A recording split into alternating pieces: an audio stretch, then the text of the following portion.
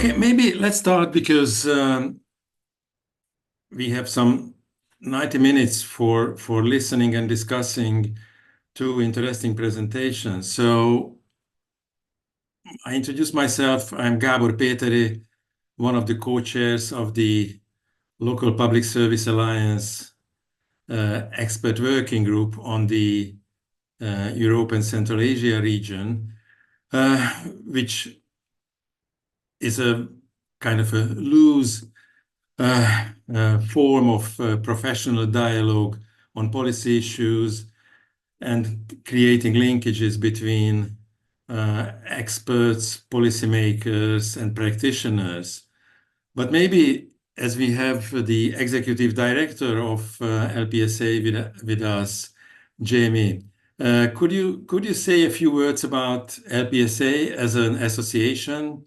I mean, just briefly, because I see some new names here who might not know what is this alliance about. Sure. Thanks so much, Gabor. This is it's a pleasure to be here. I was actually joining as a member of the local public sector. I can learn from you and your contributions, but Gabor, as a good colleague, immediately roped me in. But I'm happy to know your faces and some new names. My name is Jamie Boex. I'm the executive director of LPSA, or the Local Public Sector Alliance. And as Gabor suggested, what we are is a global network of professionals and colleagues working on issues of decentralization and localization around the world. Many of us work in this field. As you know, there are not many organizations that deal with this topic. We have lots of colleagues working on this big elephant from different angles. We have local government associations and practitioners. We have central government colleagues working on this, academics and researchers. Many of you will fall in that, or consultants, development partners. The dialogue around decentralization and localization is enriched by having insights from different perspectives. So the Local Public Sector Alliance was set up with the purpose of bringing together voices from all over the world, not just at the global level or the regional level, but at the country level and even the local level, to share experiences, because decentralization reforms or multi-level governance reforms typically only happen when there's a common understanding of the challenges and the opportunities that improved multi-level governance brings. To this purpose, we have a number of regional and thematic working groups. I'm excited to see that the regional working group in Europe and Central Asia has been very active in bringing together some very thought-provoking discussions and experiences from the ground up. So that's what we are, a platform for knowledge development, knowledge sharing, and convening and field building. So thanks for being here if you're new. If you've joined and we met on previous occasions, good to see you. And particularly for the panelists who are sharing today their expertise and their work, I'm looking forward to learning from you. Thank you so much. Back to you, Gabor. Thank you. And you can find a lot of information on the LPSA website, which is decentralization.net. So later you can find there documents, publications, methodologies, and so on. So I encourage you to check it regularly, or to sign up for the blog or the newsletter. So today we have a very promising title of our session, which is about decentralization and regional development. Both of them are rather complex issues. So I don't think that we can discuss everything in details and figure out the impact and the methods of measurement and so on. But we have two very good, interesting presentations. One, which is from North Macedonia, which focuses on one aspect of regional development, how to deal with the regional inequalities. Obviously, regional development is broader than that, so there might be other aspects for later studies. But I think it's a very properly designed research there is a report behind it, but we will hear the summary from our colleague from North Macedonia. And the other one is somehow loosely related to this, but offers again a methodology, a way of approaching this problem of regional development for policymakers, for local governments, to measure through the measurement of standard expenditure needs and standard level of outputs, putting into one model. I hope you will find them interesting. The plan is that we will hear brief 20-minute long presentations from the two experts. And then I asked a commentator to start the question and answer session, but you will have some time to discuss with the authors, with the experts. So that's why we left just two presentations here, because I need your contribution, and I am interested, and I think we are all interested in the interaction on these topics. Okay, so I stop here and I ask Marian from the Center of Economic Analysis in North Macedonia, in Skopje, to present the summary of his quite lengthy study, which is, I think, available publicly, but with his PowerPoint, he can focus on the main points. So, Marian, please, floor is yours. Yeah, thank you, Gabor. So you already introduced me, and in order to be brief and to keep up within the time frame, I am allowed to speak. So now I'm going to try to share my presentation.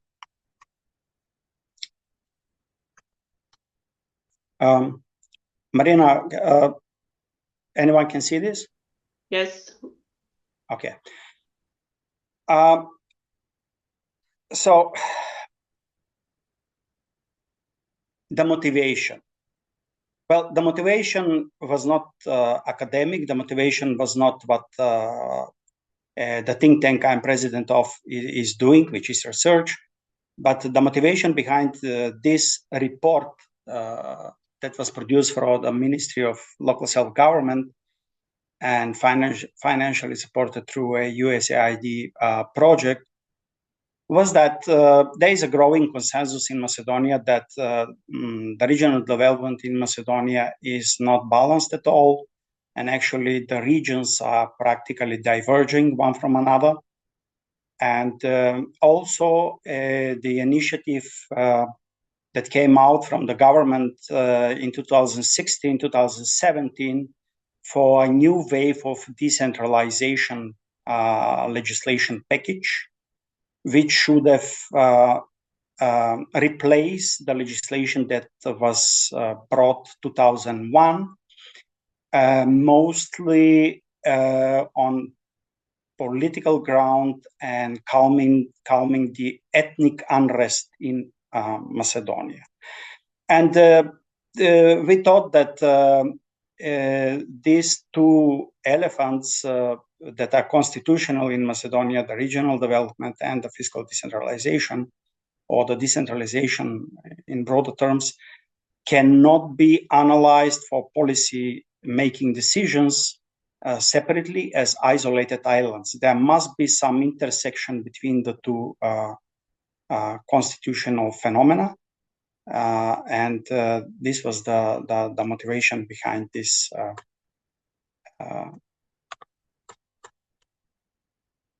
research. Okay. Now, briefly, Macedonia, around 25,000 square kilometers, 1.8 million people, census 21, some almost 30% Albanians, mostly concentrated in this part of the country, which is neighboring Albania. On the left-hand side, you can see the borders of the regions in Macedonia. As per the numerical unit territorial statistic, which is the European Union taxonomy and classification of regional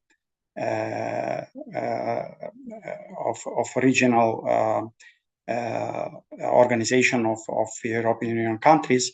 So in Macedonia, given the size, we have NUTS 1 and NUTS 2 level. It's the country as a whole. And we have NUTS 3 level regions. So pay attention. Usually when we are talking about regions loosely in European Union, we are talking about NUTS 2 level, which in Macedonian terms is, because of the size, it's just the whole country. Here in this research, we are talking about the NUTS 3 level, which came to be recognized within the legal system after 2008 with the law on balanced regional development. And since then, the goal was, as the title of the law is, to balance the regional development of the NUTS 3 regions in Macedonia. On the right-hand side, you can see the same territory of the same country divided in 81 municipalities, and they are symmetric, and a special status of the capital city of Skopje, which comprises 10 municipalities. Few sentences about the regional development in Macedonia. As I said, there is a growing consensus, but not only that, empirical evidence shows that the NUTS 3 regions in Macedonia are practically diverging. So after 2008, there was some episode until 2011 of decreasing the inequalities as measured with the coefficient of variation of the GDP per capita of the regions. But then afterwards, it looks like it's stabilizing, but it's practically growing. The inequalities are growing as measured with the coefficient of variation. This causes a systematic alarm for the decision makers, because practically the legislation, the institutions behind it are not working. So they're not doing their job as they were supposed to do. On the right-hand side, you can see the 8 regions. Skopje region, which is the most developed one, is 100 units, and all the rest are in units compared to the Skopje region. So you can see that the poorest regions, which is Poloski and Severoistočan regions, are less than half of the Skopje region. And this is persistent. And it's not only persistent, but it's practically growing over time. So to keep up with other studies, and also to connect somehow with some theoretical grounds in economics, especially in the theory of economic growth, and to use some fancy words behind the study, we tried to estimate the so-called beta convergence. I mean, it's just a fancy word of trying to estimate if the regions in Macedonia are converging toward one steady state, meaning that the steady state, we can loosely think of it as an equilibrium that depends only on the natural growth of the population. Which depends only of the natural growth of the population, and also on the production, but given into account the potentials. Also, it means that those regions that are poorer, $1 invested, for example, in infrastructure would bring a higher value if, on contrast, compared if it is invested in some of the richer regions. I mean, this is the diminishing marginal utilities behind this. So it's a straightforward economic growth background behind these calculations. But what I wanted for policymakers to make a stand here is that in Macedonia, you cannot impose national policies to fit all 8 regions. The point here is that each region has its own indigenous or endogenous factors that are depending on. This could be initial endowment, it could be the institutions, it could be the characteristic of the labor force, it could be the culture, whatever. So there might be some other factors that are defining the development of these regions that should be taken into account. And that's why we wanted to test if it is A, that the policymakers can use national policies that can fit all the regions, or B, they need to move towards something that will recognize the distinction and differences between the regions, and to find out exactly what could be these differences between the regions. So we are going to test if the 8 regions in Macedonia are converging toward one steady state, which is the national one, could be the national one, or there are different poles of regions or different steady states. I mean, it could be primary regions or secondary regions. From mathematical and statistical point of view, this is the equation that we are testing. We do, for the model specification, I do a log transformation in order to get the percentages for the estimated parameters interpretation. So here we have the growth, and here we have the GDP per capita, and here the Z variable could be a vector, but in this calculation is just time. As you can see, the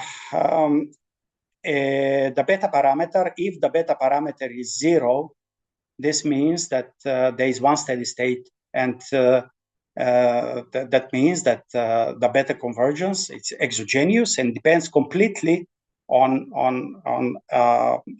outside factors, which is the natural growth of the population in Macedonia and the production potential in all the regions, but they are not the same, and that's why we get statistically significant at 10% statistical significance beta, which is not 0, and also which is positive, which means that the regions in Macedonia, contrary to the expectation of the legislators and the policymakers, are practically divergent.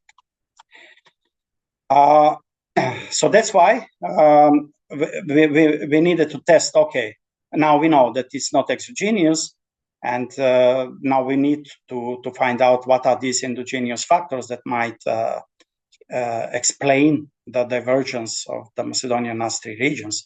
So we picked up the usual suspects, which is the density, this is this one, the density of population, the share of the urban population in the total population. Instead of employment for the economic activity and the use of the labor force, we are using the economic activity. It is explained in the report why, because in our opinion, we give arguments why the economic activity and the participation in the labor market is very specific, and it's Macedonia specific, that should be taken into account rather than the employment or unemployment.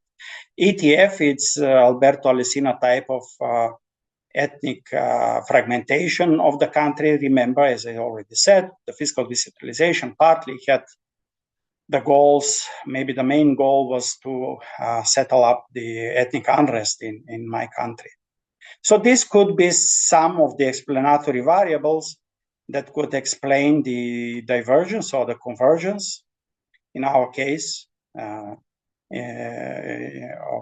North Macedonia. So what we can see is for this explanatory variables is that the more densely populated regions, and those regions where the labor force is more active in the labor market, they contribute to a slower convergence, meaning that the more economic activity will mean the less growth, and the more dense the population, that will mean the less growth in the regions. The greater urbanization is with positive sign, which means that the greater urbanization drives the economic growth of the region. The more urban population, the more contributes to the economic growth of the regions. The ethnic fragmentation doesn't have any statistical significance, this variable in this model specification. Now, please, how did variables are constructed? We take numbers for the municipalities within the specific region, and we sum them up.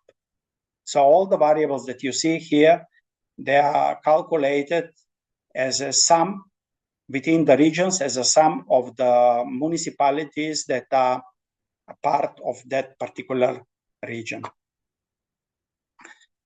On top of that, more complications in Macedonia, and I mean, decentralization, each country has its own specifics. So in Macedonia, it's more than obvious that the expectations that the decentralization with voting with their feet and revealing the preferences of people and the subsidiarity principle, that are really good categories in theory, but in Macedonia, they practically doesn't fulfill, and they sometimes really break for many reasons. Some of them are listed here. For example, the voters' preferences are not revealed in Macedonia because of the low fiscal transparency. So people cannot really see at a satisfactory level how the policymakers at local level are using the resources in order to address the local needs. And second, during the local elections, politicians are mainly talking about great national ideas rather than the local topics and the local problems of the people. So local elections in Macedonia are nothing more just a rehearsal for the upcoming parliamentary elections in the country. Then decentralization, there isn't really a devolution in Macedonia. It's just the central government using the municipalities as a money channel through which they send money for salaries and keeping up from assets not to be obsolete, like, I don't know, kindergartens or schools or whatever they were supposed to be devoluted in Macedonia. Then you have unfunded mandates that are dragging out for 20 years, and in some sectors, really, it's assets, people, services are at a desperate status. Then it's the usual lack of proper experience, skill, knowledge, emigration, constitution. Then on top of that, you have the constitutional requirements that are coming from the Ohrid Framework Agreement. That was the peace agreement that practically stopped the military activities in Macedonia. I mean, you have preferential policies rather than electoral policies from a political science point of view, which means that in ethnically fragmented municipalities, you need to have a ready municipality and administration that can address on all local languages the questions and the needs from the citizens coming out from different ethnic groups. And these are not really cheap policies. I mean, you can imagine printing all the documents in 2 languages, and then the needs for translation, especially in municipalities, doesn't have the human capital for doing that. So that part of the document was practically explaining, and it's an prelude practically for what we wanted to test is, okay, let's measure somehow the fiscal decentralization, particularly in Macedonia, and let's see if the fiscal decentralization measured as per what and how we measured it, does that have any statistically significant impact on the growing inequalities among regions in Macedonia? So basically, mathematically, what I said the last 2 sentences, you can see it here. So you have some control. So you have the decentralization variable that is, we are expecting that this is somehow the causality goes from here and grows to the inequalities of the regions.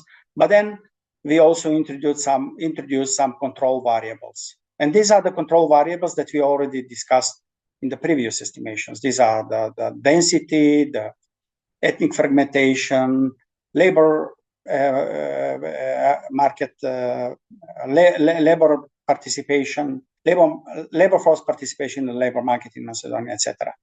And also, we also say, okay, what if the changing environment and economic context, because we have almost 10 years of time framework for estimation, what if the changing context measured with the changed GDP per capita can somehow influence over time this decentralization variable? So we want to test also for some missing variables in our model specification. So this mathematical presentation of this model is practically the same, plus additional 2 variables that are picking up for the changing economic context with this part, and this part is what we say with big words. It's like we want to test also the good governance and institutional effects, but there's a story behind it, which I'm not going to explain in full. You can find it in the report if you're interested.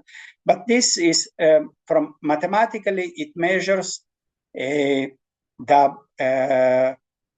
budget realization over what was planned in the budget. So practically, the revenues that were at the end of the year and the end of the year that were realized in municipalities over what was planned. And this is very important for Macedonia because central government was back and forth with the municipalities, introducing soft budget control, hard budget control, and then the central government moving back, stepping back, backing off under pressure from political pressure from the municipalities. And this really shows the bad governance in the public finances of the local governments in Macedonia. And that's why for Macedonia, this is really important to pick it up. How we measure the decentralization, what is the measure? We take 2 variables, expenditures and revenues, in 3 transformations. It's in nominal terms, per capita, and as share of total revenues. All 3 variables have their own explanation and interpretation. Okay, now you see there are 2. 3 minutes, please, Marian. Okay, so okay, let's move then to the first one. Shows that here are only presented the dependent variable is the coefficient of variation, weighted coefficient variation to pick up for the factor of the population. And also we have the Gini coefficient, which is invariant of the units. And then you can compare it with similar studies in other countries. So let's skip to this one. What we can see is that most importantly, the revenues, so the decentralization, the revenues of the local governments are practically influencing statistically significantly the inequalities in the particular region. GDP per capita also is statistically significant. The control variables, the density is statistically significant. Labor market activity is not that statistically significant, but then urban or rural regions, urban population or rural population is really statistically significant. Some of the findings, we find out that 1% increase in revenues of the local self-government are correlated with 7 to 7.6% reduction in the regional inequality. So that's good. I mean, meaning what is you would expect. If you have more revenues, then this might end up in less inequalities. It can be also stronger if you take out also the number of population. Then in Macedonia and in other countries in the Balkan as well, I mean, countries are losing people due to immigration. So a decrease in the number of inhabitants by 1% leads to, on average, 2% increased inequality among the planning regions in Macedonia. And then it's interesting, you see this last one, an increase in the share of the local self-government's own revenues in the total revenues is correlated with increased inequality of the regions. I mean, at first it's contradiction, but then the explanation is really straightforward. I mean, those regions that doesn't have the economic base and economic potential, but they can go up to 100% of own revenues in the total revenues. But this is not enough to overcome the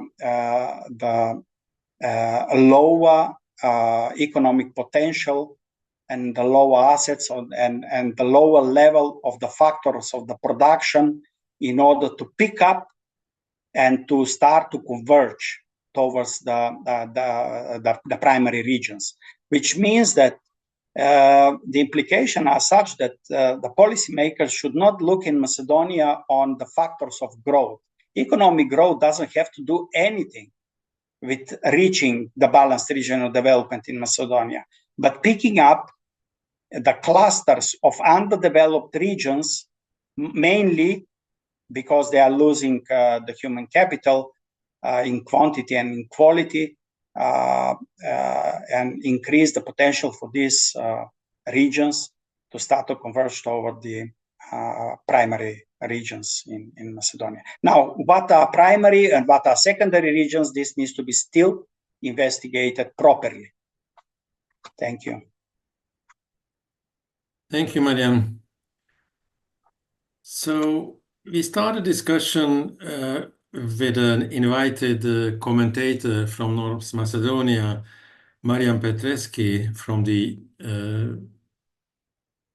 Skopje, from the academic field. And I asked Marian either to talk about the methodology or perhaps for this group, equally interesting or more interesting, perhaps the conclusions from your point of view. You have a couple of minutes so we can leave some time for the others for comments. Thank you. Thank you very much. Good afternoon, everybody. Thank you for the invitation to make this commentary or review of the paper of our dear colleague Marian Nikolov. So the gratitude goes to Gabor, but as well to Marian for the recommendation. Indeed, I come from the academic field. However, I would provide some view on the study from the perspective of the conclusions and what that may imply for policy. Despite we could exchange some views on the academic side, including the methodology, as you said. The first thing I would like to say is that I enjoyed reading the study because I think in Macedonia we speak long, we talk long for decentralization and regional development to some extent, but we always put in a certain context. I mean, Marian was very clear about emphasizing the ethnic side of this issue. And of course, some other aspects like what will be the share that municipalities would get out of the central budget, etc., etc. So this study, I think, is a few levels up above that level of discussion in a very positive fashion, because I find the analysis to be very robust and of course quantitatively based, which is something that we want and a direction in which we want to go in designing policies in North Macedonia. So in that sense, I'm not exactly in the field of regional development. I'm more of a macroeconomist, but I think I follow what happens in that field as well. And I think this is the very first study which does this analysis at a rigorous level. So it rightly points out, that this relationship, how does the relationship between this decentralization and balanced regional development looks like? Because Marian correctly pointed out that decentralization cannot be observed in isolation. As I said, from a methodological point of view, it is correctly executed in terms of using this balanced panel of the planning regions in the country and grouping the municipalities. And secures, the approach secures and allows for this exploration of the factors driving inequality, which is, again, something which is not sufficiently explored in the country.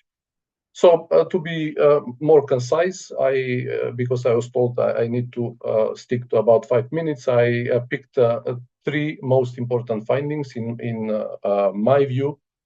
Some were already discussed by Marian. I would provide some further comments on those.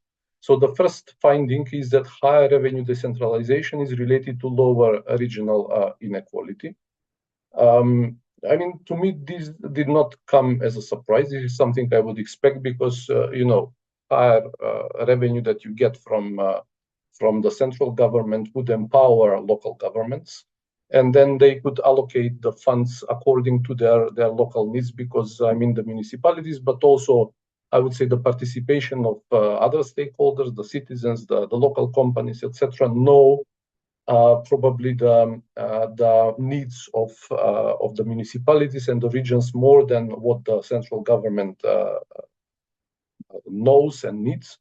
So regions with greater fiscal autonomy then allocate these resources more effectively. They improve infrastructure, various services, and then this narrows the gap between the poorer and the richer regions. And this is, again, one of the conclusions which is quantitatively verified. The conclusion number 2 is that increased reliance on local revenues, particularly in underdeveloped regions, can exacerbate regional inequality. At first, this may come as a surprise, something that you may think is counterintuitive. However, put in the context of North Macedonia, then things may clear up. So increased reliance on local revenues can worsen indeed the regional inequality because usually these regions are poorly developed.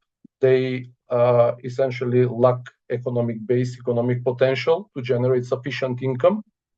So because of this, they also struggle to collect revenues through the structure of the local taxes and fees, and then this limits their ability to spend properly in the service and infrastructure, and in that way, to rather bridge the gap with the wealthier regions. So in that respect, wealthier regions like, Marian mentioned, the Skopje region is number 1 in terms of development and with huge contrasts with the other regions, especially with the Polok and the northeast region. So the Skopje region is, has stronger economy, can easily raise funds, and this, supports the development of this region. So this is, I think, the mechanism that drives apart the poorer and the wealthier regions in this regard when we consider the reliance on local revenues. And the third conclusion, which is worth discussing, is that better budget realization at the local level correlates with increased regional inequality. I think that this is also something that is, at first may sound weird, but it is logical for the context of our country. It is simply because wealthier regions also face greater fiscal capacity to collect their taxes and fees, particularly the taxes from on property income, and this is also one of the debates in the country, sometimes perplexed with the issue of ethnicity, which we discussed long in the country. So given this capacity, for example, poorer regions cannot meet the budgetary targets, or even if they meet the budgetary targets, they may still have insufficient resources to significantly improve the services and infrastructure. And similarly, as for the second conclusion, Again, this is the cause for the widening gap between the developed and underdeveloped regions in the country. So overall, I think this, of course, the study offers a couple of more detailed conclusions. It is quite comprehensive, and I said that it is very commendable of the aspects that it touches upon, probably for the first time in academic and quantitatively rigorous manner. But the three I mentioned, I think, are in my view, the most important takeaways from the study, and they lay proper grounds for discussion. I think one interesting aspect that could be explored, how to be executed, first of all, is whether this analysis could be done at the level of municipality. I understand we do not have, let's say, GDP at the municipal level. Probably it is hard to find any variable that would be of that kind at the municipal level, but it could be, a line for thinking about further research in this area, because in that way we would be able to explore not only inter-regional inequalities, what this study does, but also within region inequalities, which I think is also interesting aspect to be explored. Thank you very much. Thank you, Marian. So the two Marian supports each other, which is good. At least from the macroeconomic point of view, your arguments are accepted. Are there any questions, comments to Marian Nikolov on the presentation? By the way, the background report is the link to the background report is in the chat section, so maybe later you can read it if you are interested in North Macedonian experiences. But now, if you have any immediate questions or comments to Marian, please raise your hands and come with your comments, questions.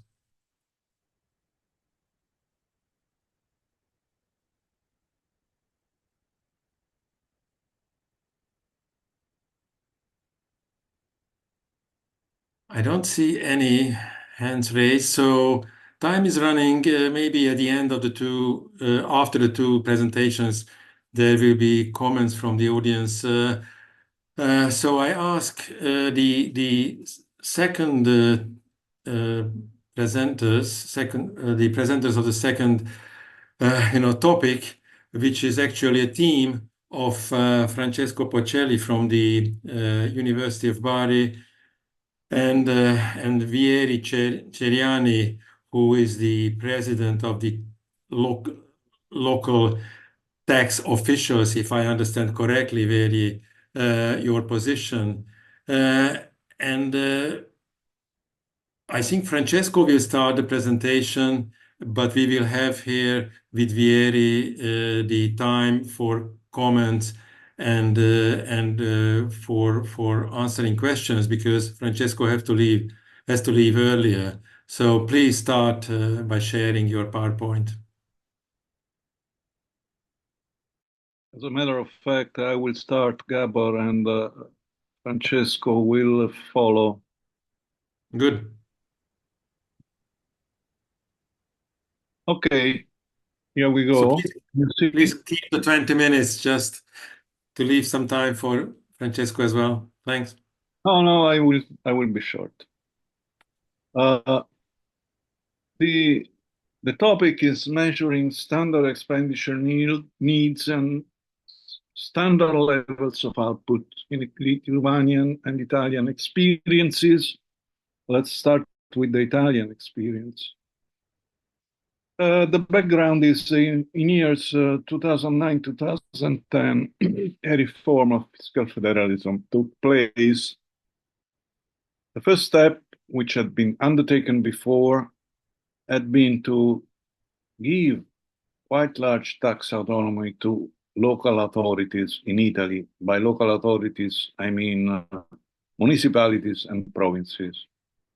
They were given a real estate tax, a municipal personal income tax as a surtax on national personal income tax. And on both taxes, the rate could be maneuvered around the standard national rate.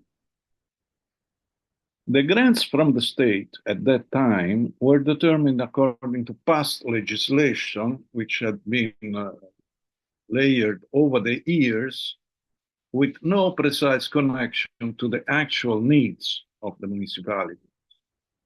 I will refer, for being brief, to municipalities and omit the provinces, but the criteria are exactly the same. The reform intended to introduce an estimation system for the expenditure needs based upon data evidence and use these expenditure needs to build an equalization system for municipalities. There were two ways of calculating standard expenditure needs.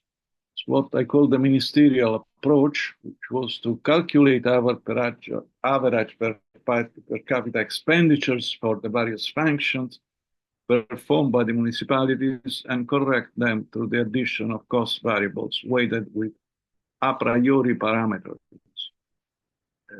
The main shortcomings was at technical level that there were too few additional variables considered. The parameters which were decided a priori were not really very well founded. There was no cluster analysis, and the methodologies were totally obscure.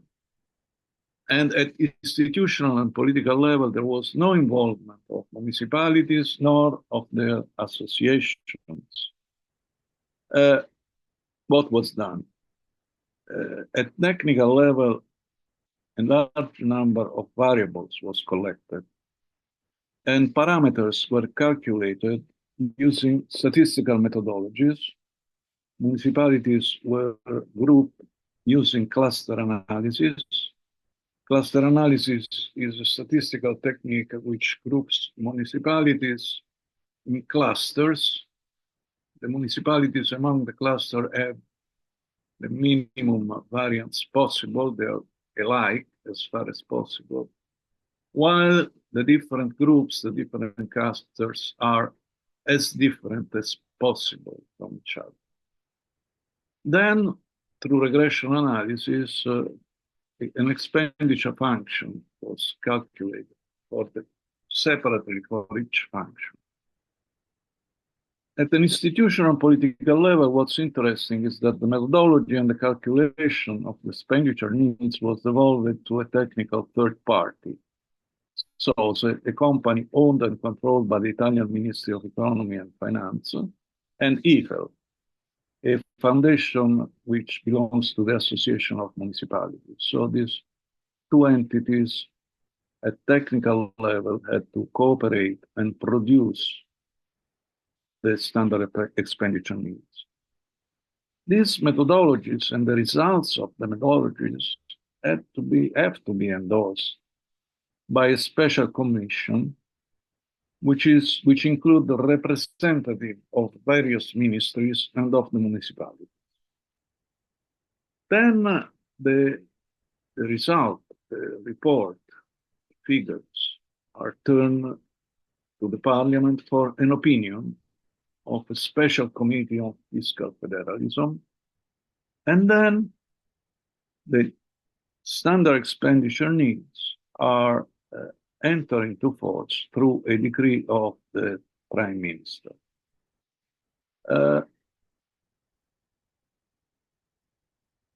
So this is what happened, and this is exactly the way in which various institutions entered into the working process to produce the standard expenditure needs.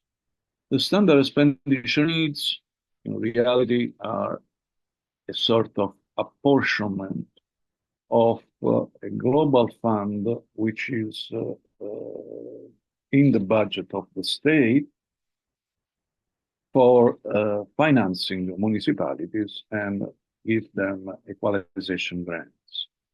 At technical level, the first step was to identify the functions performed by municipalities and their organizational setting. Then to identify the relevant variables, collect the data from official data already existing, and from special questionnaires. As a matter of fact, it took almost a year and a half to get all the data needed in Italy because the official data sets were quite poor. Then the clusters were calculated and the parameters of expenditure regressions were carried out. The methodologies, as I said, were endorsed by the Special Commission, received the opinion of the Parliament, and then entered into force with the decree of the President of the Council, of Ministers.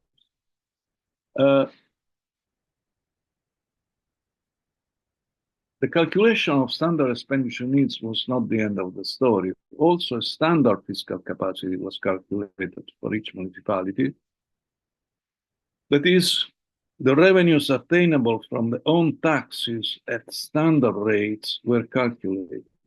The difference between the standard fiscal capacity and the standard expenditure needs is the fiscal gap.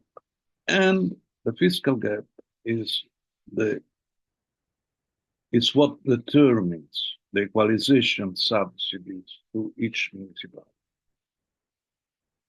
The fiscal gaps enter as a share. Each municipality has its own share of an overall fund, which is in the expenditure side of the state budget.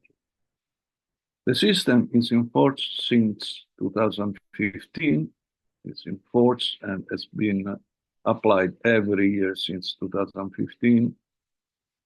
Obviously, since we moved from historical expenses based on previous unclear criteria, the process is gradual, and there is a transitional period which will be completed in the year 2030. At that time, all the subsidies will be based, the entirety of the subsidies will be based on the standard expenditure needs. Also, indicators of performance were developed as a corollary to the calculation of standard expenditure needs. Also, standard levels of output were calculated. And so we could determine expenditure gaps, the difference between the standard and the historical expenditure, and the output gaps, the difference between the standard and the historical output. And each municipality was then mapped in a 4-quadrant model, which is this, and which is used for assessing and benchmarking the performance of each municipality. In quadrant 1, the yellow one, are municipalities over standard. They produce more than the standard, and they spend more than the standard. In the opposite quadrant, the blue one, are municipalities under standard. They produce less output than the standard, but spend less than the standard. These two cases may be seen as normal, quote unquote, in the sense that it's quite obvious that the more you produce, the more you spend, the less you produce, the less you spend. More interesting are the second and fourth quadrant, the green and the red. The green quadrant, in the green quadrant are municipalities which produce more than the standard, but spend less than the standard. These municipalities may be taken as a sort of benchmark, and probably, since they need better examination, or because probably they are examples of efficiency to be copied and examined. The opposite is true for municipalities which fall in the fourth quadrant, the red quadrant, which are non-efficient in the sense that they produce less output than the standard, but they spend more than the standard. So probably something has to be thought of, and some improvements should be thought of. This system is just for benchmarking, has nothing to do with what I have explained before in terms of standard expenditure needs, which are really the administrative mean to calculate and give municipalities their transfers every year. I will, at this point, leave the floor to Francesco, who will follow up. Yes, thank you, Vieri. I'm going to share my screen. I'm taking the slide from the point you left.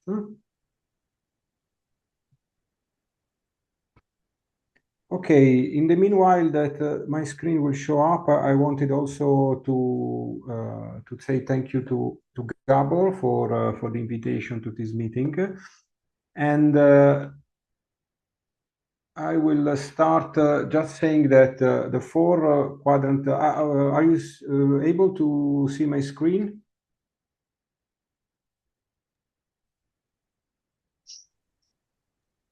Yes, go ahead, Francesco. Okay. So as Vieri said, with the same data that were collected for the evaluation of standard expenditure needs, the Italian government developed a performance model, a model to evaluate the level of services in connection to the level of expenditure that then was called also four-quadrant model.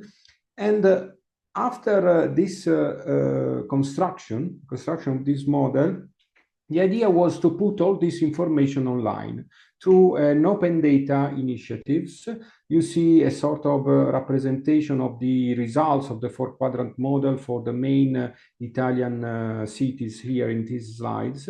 And the idea of the Italian government was to construct a portal that was called Open Civitas that you can access.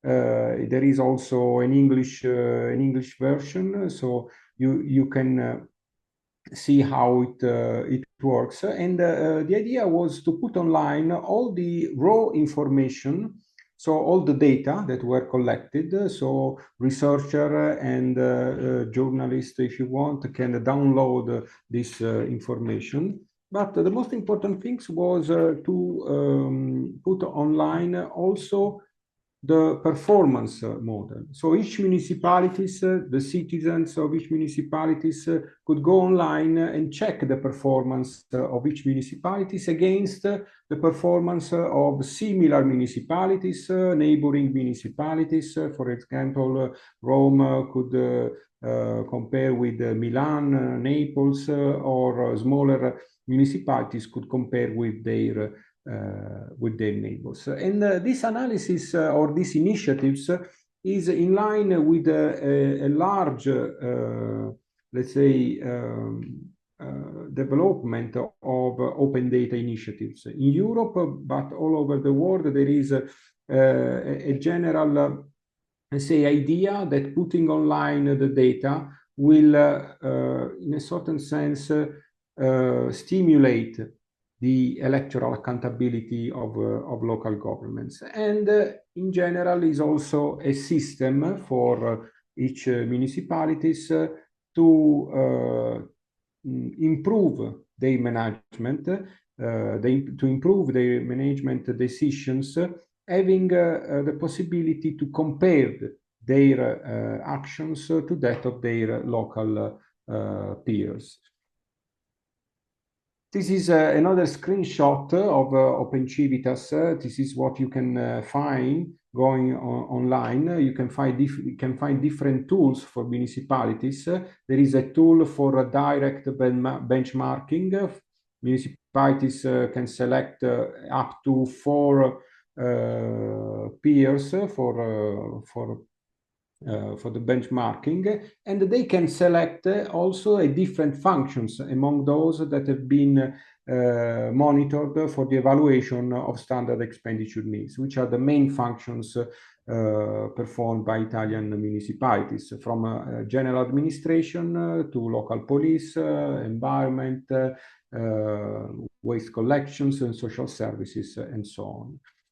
Then there is this list of indicators that complement the benchmarking analysis, and there is also the visualization of the 4-quadrant models. You can select up to also 10 or 20 municipalities if you want, but of course this model works better if you select a few municipalities, so you can better compare how they locate in the 4-quadrant model, as Viri explained. The usefulness of this tool is twofold. First of all, for citizens, in order to be able to see the performance of their municipalities, and then for the administrations, for the local administrations, in order to have another tool for their management. As Vieri said, this is not a tool that influences the level of grants. It's just a representation of performance. The level of performance doesn't enter into the determination of grants, because the idea is that grants should be allocated according to the standard expenditure needs, and the performance is secondary information that is just provided for the citizens, and should, through this way, influence the electoral accountability, and then indirectly to influence the management of the services.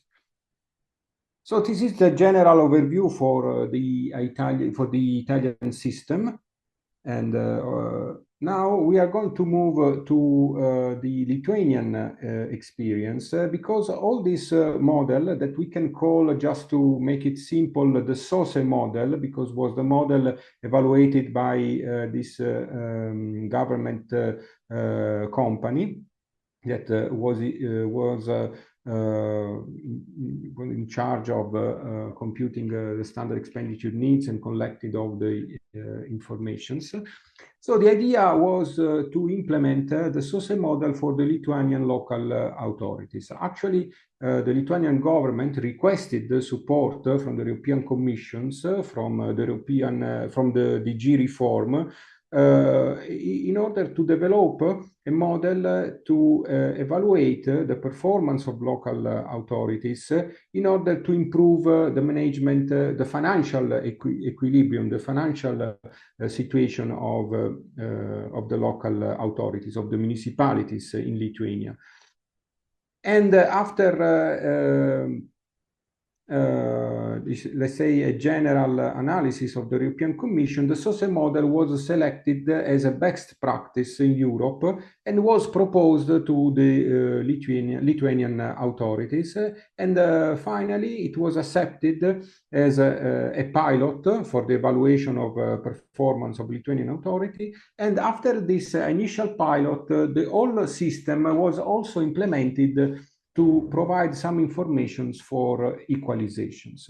So the whole system was not developed just for the evaluation of standard expenditure needs and the standard level of services for the 4-quadrant model, but was implemented also for the evaluation of fiscal capacity. And then it was developed further to evaluate a vertical fiscal gap and the horizontal fiscal gap that could support also, let's say, equalization decisions. It could also support a reform of the equalization system. All the informations, all all the methodology that was developed for the Lithuanian government, starting from the SOSE model, but then, as always, when you apply a methodology to a specific country, you have to adapt it to the characteristics of that country.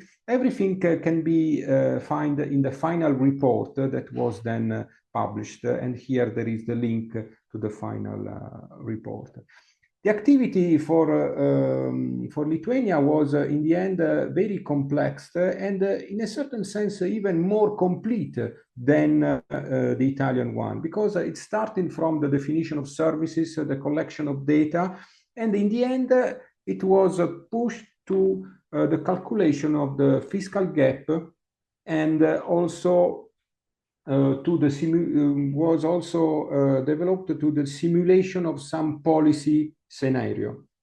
Because in the end, a simulation tool was developed by SOSE, and according to different hypotheses regarding, for example, the provision of some mandatory services or some hypotheses regarding the fiscal capacity, some policy scenario could be developed in terms of vertical and horizontal fiscal gap in order to provide some, let's say, background for an eventual reform of the fiscal equalization system. So the final result was a tool based on this methodology to evaluate, according to different policy scenarios, the vertical and the horizontal fiscal gap. And this is even more complete than what has been done in Italy, because in Italy there isn't a sophisticated tool like the one that was developed for Lithuania.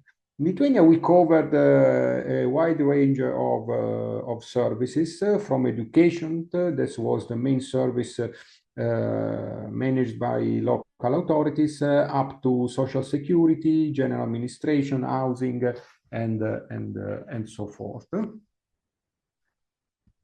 The collection of data was a result in itself, because with a massive help of Lithuanian authorities, we developed a panel from 2013 up to 2018. So it was very complete in terms of information, and it was including context data, structural data, and expenditure data.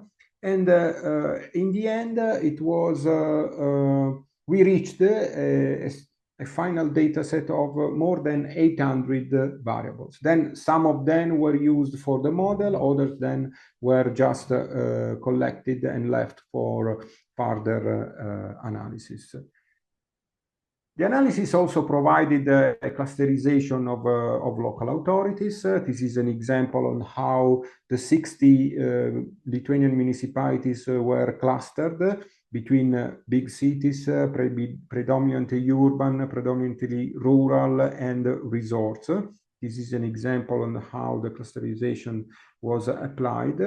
And this is a visualization of the final results in terms of performance, which is linked to the distribution of local authorities in the 4 quadrants. There are just 60 local authorities, so you can visualize all of them in the 4 quadrants. And you see that they distribute more or less on the 2 quadrants, the yellow and the blue one, that involves in a sort of normal situation. When you spend more, for example, in this case, in the yellow one, and you produce more services, or when you spend less and produce less services. Of course, we selected a bunch of municipalities that were probably inefficient and could be scrutinized in order to see the possible causes of inefficiency, and also some municipalities that were performing quite well and could be seen as benchmark,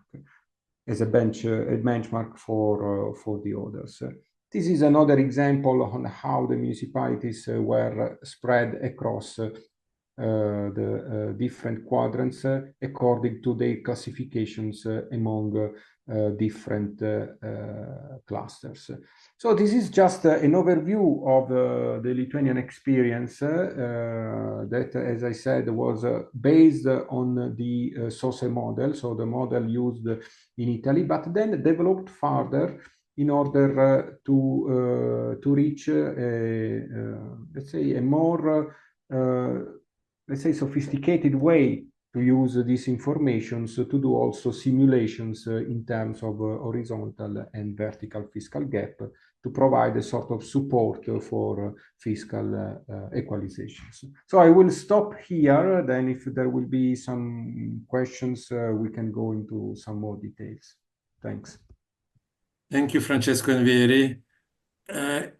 It was very interesting, and I'm glad to see that from the GDP per capita type of indicator, we are moving towards a more complex set of financial, fiscal, and service level indicators to talk about regional policies and in general decentralization policies. But with this type of international technical assistance projects, the big question is always, after our nice reports and good cooperation with the local authorities or central government agencies, what really happens in a country? So that's why I'm glad to have with us Natalia Kozlowskini, who works for the Prime Minister office in Lithuania, to say something about the afterlife of this project, if you can. Was it somehow involved in the local or national policy making, or it remained on a bookshelf only? So what can you say about this SOSE methodology in Lithuania? Thank you, Gabor. And good evening, everybody, because it's already after 6 o'clock in Lithuania. We have already an evening part of the day. And thanks very much to Vieri and Francesca for the presentation. I will start with saying that this was not just SOSE work. This was a strong learning by doing partnership with Lithuania. Because in many cases, as Francesca has mentioned, the methodology has been developed further than used presently in Italy. And this is due to, I would say, equal partnership in terms of suggesting new ways forward from the Lithuanian participants as well. Is it SOSE model? Yes, it's SOSE methodology. It has been adjusted and developed for Lithuanian context, not only in terms of data, but also in terms of the drivers of development, legislation, and all the implications on the municipal activities, what it can have. We have a very low level of fiscal decentralization. The own income of municipalities is around 10, 12, 13%, depending on the year. We're considering to have further decentralization, but with all these small limitations, municipalities have the very important role because we have two-tier governance, the national and the municipal. Just for everybody to understand that municipalities are carrying out practically all organizational and practical functions in terms of public service delivery to the citizens. So this is very important, and that's why we had this very, I would say, comprehensive analysis of main functions, what municipalities are carrying out. What the model and the work together has given us, first of all, is systemic approach to the municipal budget analysis. This is what is very important in all terms, not only in terms of balance, not balance, but where we can improve, what we can look deeper into.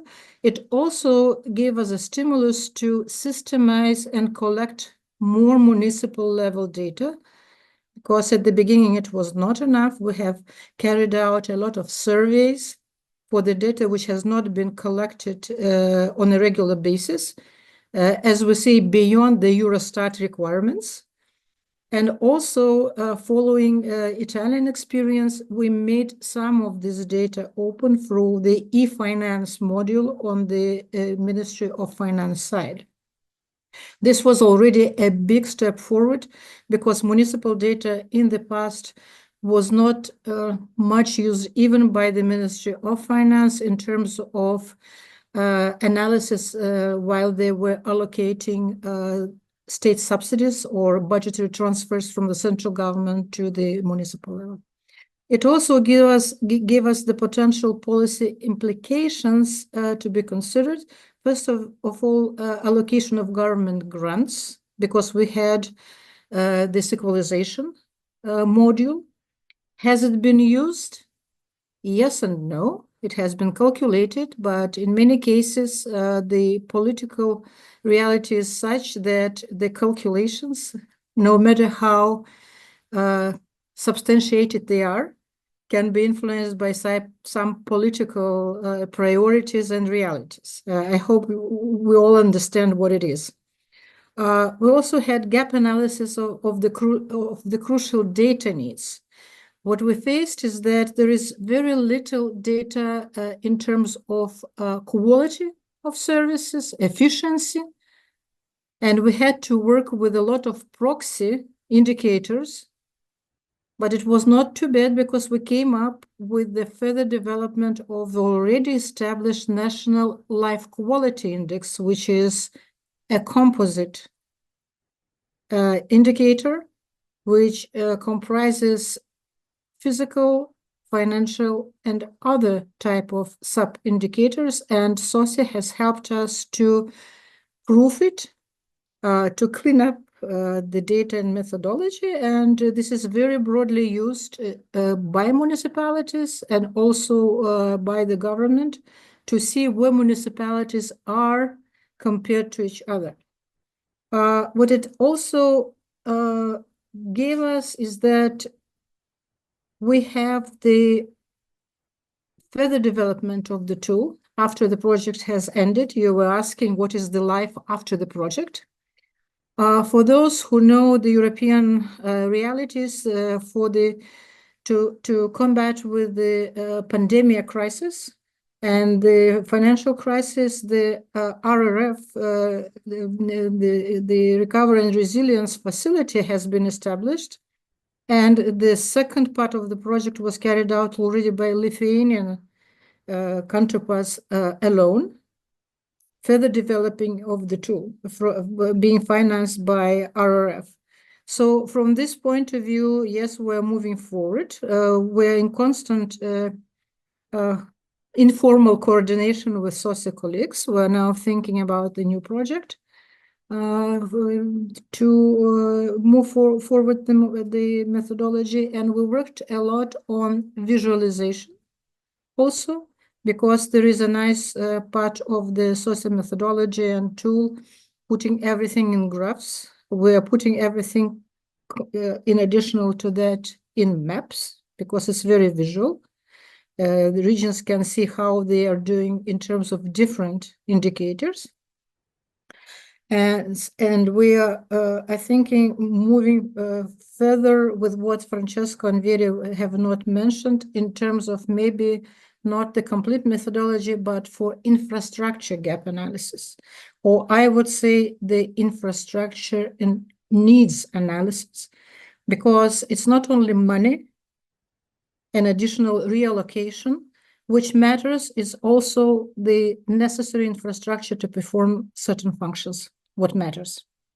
And in many cases, especially for the new functions or new services, and in case where you actually want to open the service delivery market to the private sector, non-governmental sector, to other players, you need to know and you need to inform them what type of infrastructure for the service delivery they have to have in order to perform the functions properly.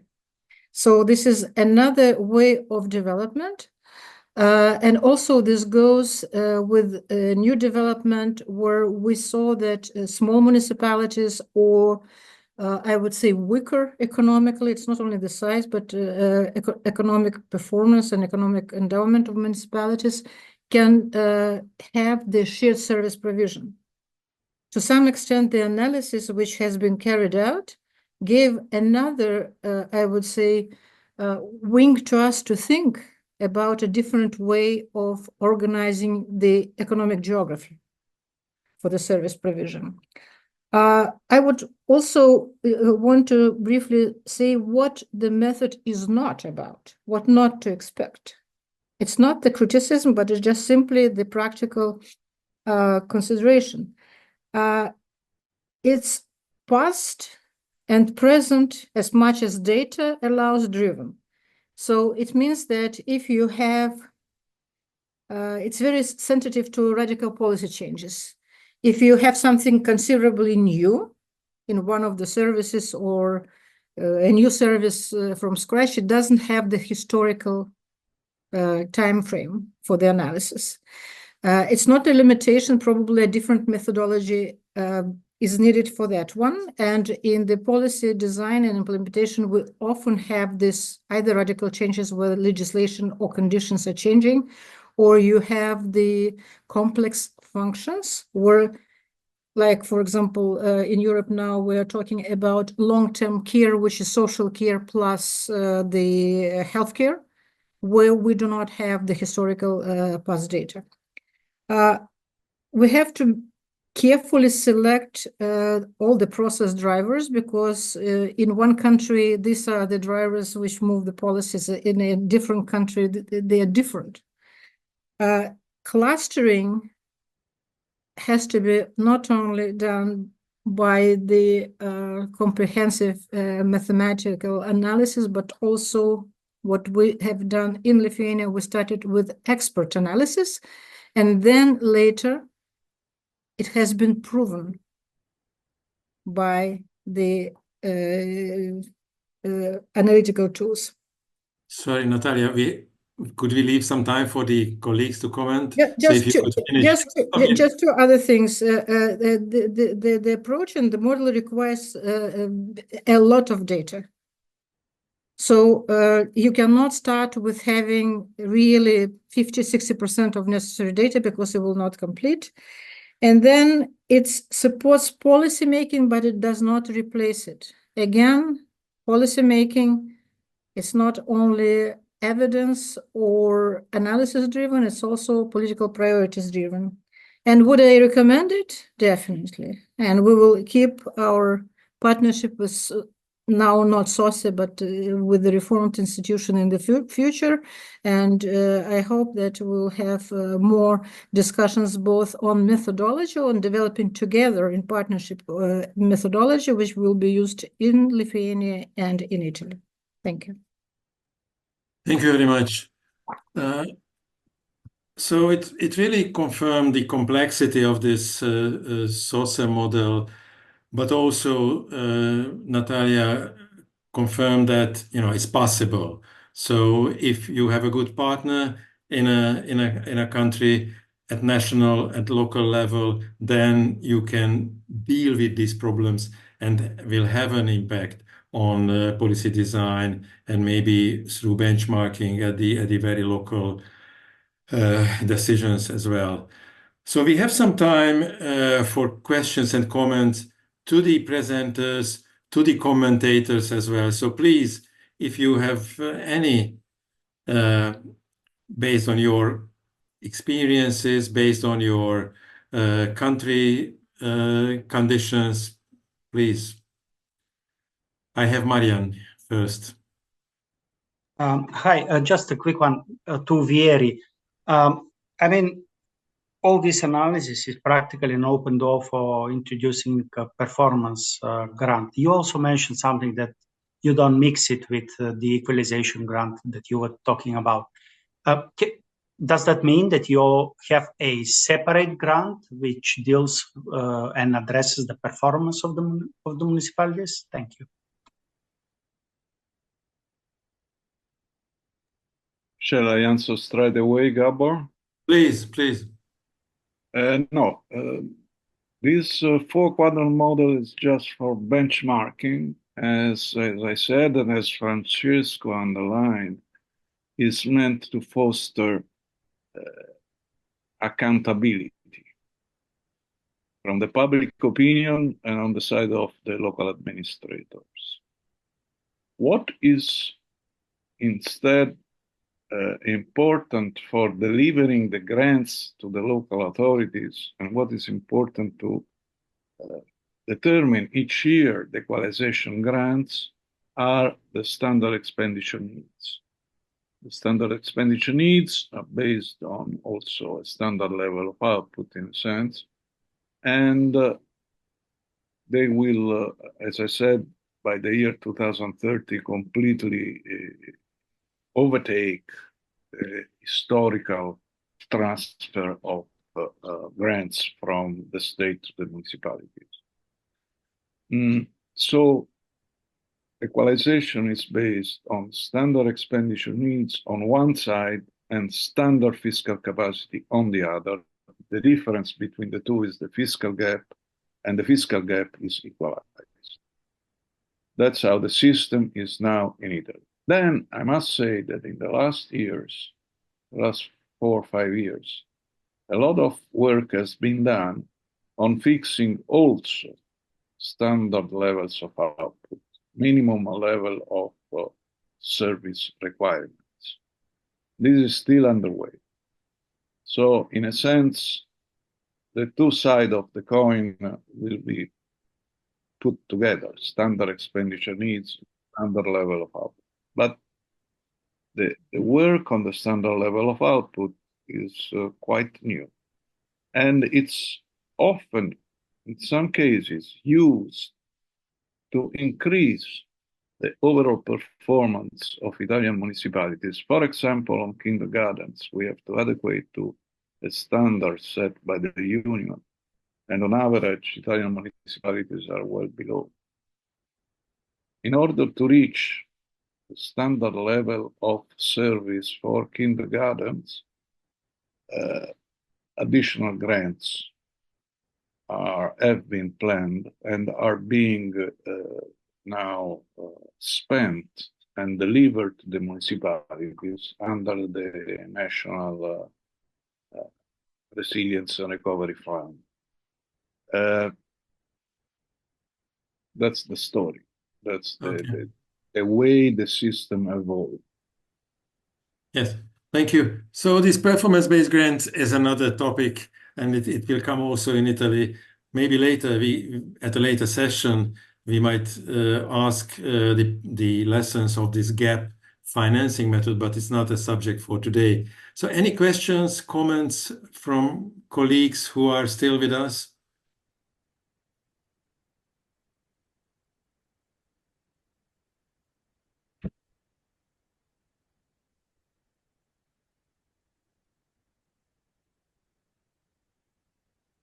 The advantage of having a late afternoon session that you have time and you are not busy with your bosses at the office, but the disadvantage that everybody is getting a little bit tired, I guess.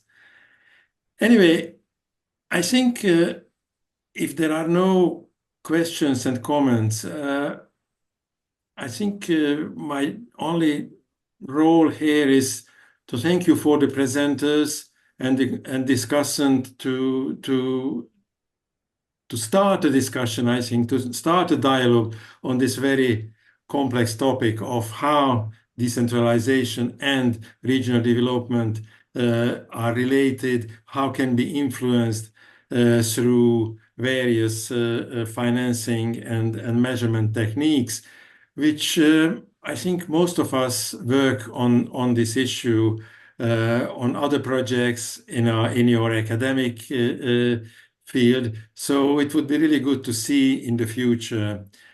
I also wanted to advertise a little bit the LPSA as a network. You know, as you heard from Jamie, it's a global network. There is a lot of information, but you can enrich it. I think our region, the Central Eastern European region and including Central Asia can make some useful contribution, interesting contribution to this global debate on decentralization, on intergovernmental financing, on regional development. So if you have any projects, what you want to start and you are looking for partners, if you have any publications, what you want to advertise, we have a blog session when Marina can help you to upload documents. So use it as a network and make it alive and active in the future. That's what I ask you. Otherwise, thank you for your participation, and let's see how we go on with the next expert working group meeting. Will be on digitalization, as you can see in the chat section, in December. We are still collecting presenters, contributors. So if you know anybody, if you have a topic to talk about, just come to us and we can put it in the next working group agenda. Otherwise, thank you and see you on the decentralization.net or at the next working group meeting. But Jamie, if you want to add anything, please. Maybe, well, I already in the chat thanked all the presenters and panelists. I joined as a member and I learned a lot, and I may in fact follow up. For those who don't know me personally, I spent most of my career designing intergovernmental fiscal transfers and equalization grants. So that was a particularly interesting lessons for me. And I'm sure that colleagues from other global regions, maybe Nepal, for instance, who have an equalization grant, could learn from the experience discussed today. So it's great that for everyone to know that this session will be posted in video so that colleagues can revisit it if they didn't join us today. The other thing, since Gabor asked me, we are actually thinking about upgrading our membership portal. Right now, you can sign up for a newsletter, and that is helpful. That way you're reminded when the next meeting is. But we are actually thinking about making sure that every member of the Local Public Sector Alliance can prepare a brief profile so that you cannot just connect with us through the working groups, but that you can connect, find each other laterally. So that, for instance, if a colleague from Nepal or Kenya working on intergovernmental transfers wants to know more about the experiences of Lithuania or Italy, they can find you there as a global community of practice. That is something that will be discussed this coming Friday as part of our advisory board meeting. If you have any suggestions how we as an alliance can do a better job connecting experts and professionals working in this, please join on Friday. That's what, I sometimes joke, LPSA tries to be a good ministry for devolution. We try to live alongside the subsidiarity principle. We want to listen to you, not only learn from you, but also listen to you in terms of how we can serve as a better platform for exchanging knowledge and having these kind of conversations. So time and interest please join us on Friday for the advisory board meeting. And again, thank you to everyone for making this such an interesting discussion. Thank you. Thank you.